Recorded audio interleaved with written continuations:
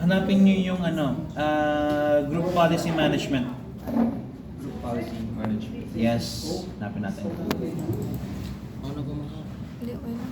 Ayun, group policy management. Tapos, haba na. Expand natin itong CSS forest, and then dun tayo sa may domains. And then yung sa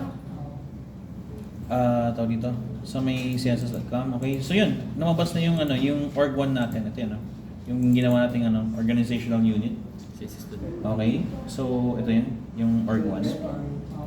CSS for sir and then Yung tawag dito, yung domain natin, which is yung css.com. I-expand nyo rin siya. Tapos hanapin nyo yung ginawa nyo organizational unit. Okay? So pag nakita nyo na siya, i-right click nyo lang siya, then create a GPO. Ito yung una.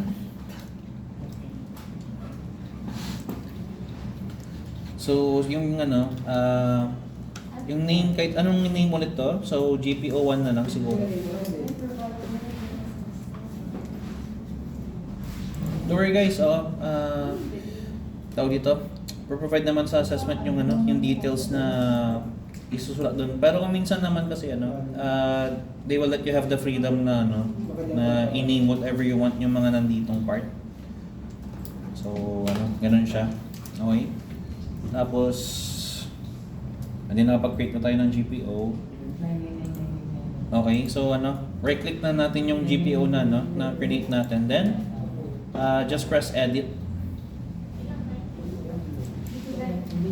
Okay, press na natin yung edit. Ngayon, doon tayo sa may under ng user configuration, tapos doon sa may policies,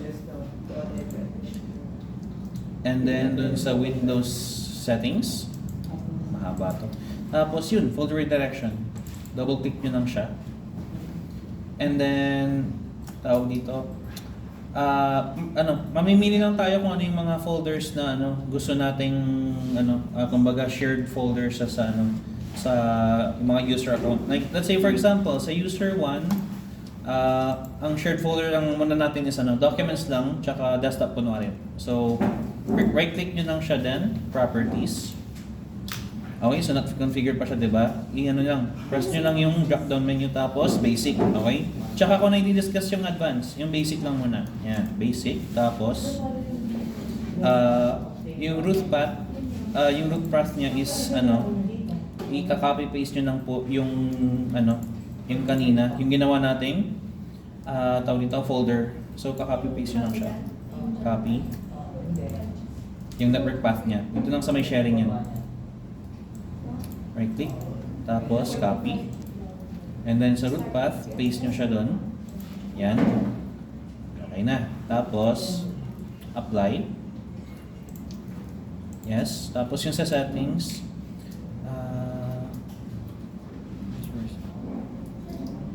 exclusive rights. Okay, so yun, we can leave this as is, okay na yun. So yun, nag-apply na tayo din, okay. Ganun ulit, let's say kunwari, desktop, properties ulit, tapos lagyan natin siya sa basic. Tapos dito, paste lang natin yung directory yung network directory nung folder. Okay? Copy paste lang natin siya dito, tapos apply, then yes, and then okay. Okay, so na-apply na natin siya. Now, diretso tayo dito sa may sa may client. So ngayon punta tayo sa may dito, other user sabi niya. Okay? So dito, 'di ba tapos yung password natin, yung dati. Yan yung dati yung password natin. Then press enter. So doon sa may redirected folder natin, check natin dito kung nag-create siya. Yes, ayun nakita natin yung user 1, and yun, as you can see yung documents yung documents tsaka desktop, see? Yun yung sinasabi natin, folder redirection. Lahat ng shared folders accessible by server tsaka ni client. Okay? Sir, so yun yung ginagawa nila sa computer shop na isa lang yung update nila, lahat na updated na yung ano. Iba din yan. Ay ba? May ano yun, may software sila na ano, for nag-apply yung ano, kumbaga ano siya, network user siya. So, ibig sabihin, it is administered by our server na pwedeng gamitin ng mga clients.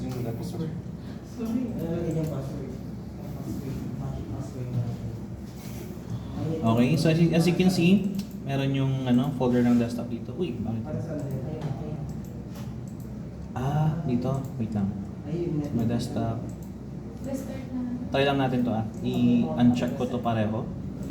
Sir, yes, nakakasulot dun sa notes niyo, uncheck. Uncheck pala, no? Oh. Sorry, nalimutan ko. sorry. Wait lang. Ano to? I-logout ko muna. Logout. Sign up ko muna. Pero at least gumagana yung mga user accounts natin. Pala na sa notes ko pala yung uncheck both. Sorry. Properties. Dito. Sa my documents. Properties. Settings. Uncheck natin yung parang sorry. Nalimutan ko. Oo. Sige. Nakakalito talaga to eh.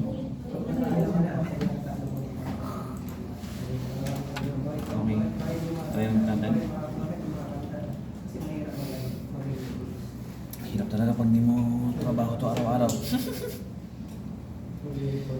Let's say ano. Okay. Check natin.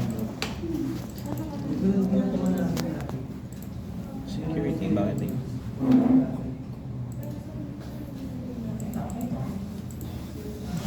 Nakakalito ano to eh.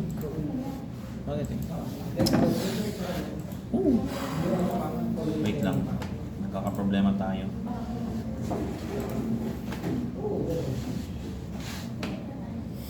Wait lang ha. Okay.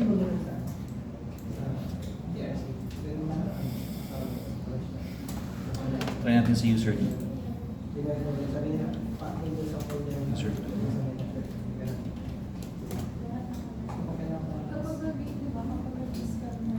Ayun, namumars din si user dito.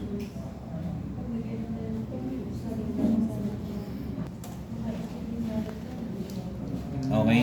So yung files ko dito, pwede kong makita dito sa server as well. Ayan. So ganyan ang ano, ganyan ang folder redirection. So anything na nandito, any content na nandito is makikita ko din sa server.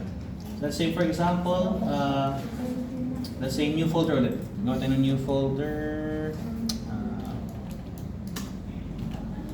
Folder 1, 2, 3. Bingo. Ayan.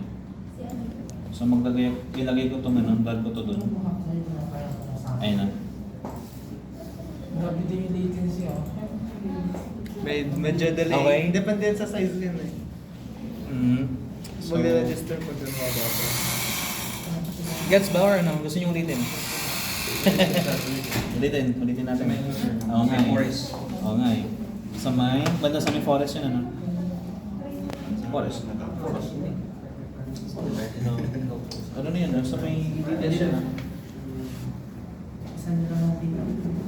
Folder redirection. Folder redirection. So may GPO. Pag ano kasi yung Nakalito siya. para hindi Actually, nakalito siya. pag ano i-stop ko para ma-send ko sa GC kasi pag big amount na hindi ko na mas Hindi niya naman sa send correct. Hindi, pero kung ano, kung sakali man na hindi na kaya, ipasa na lang yung i-ano mo. Meron ako dito ano,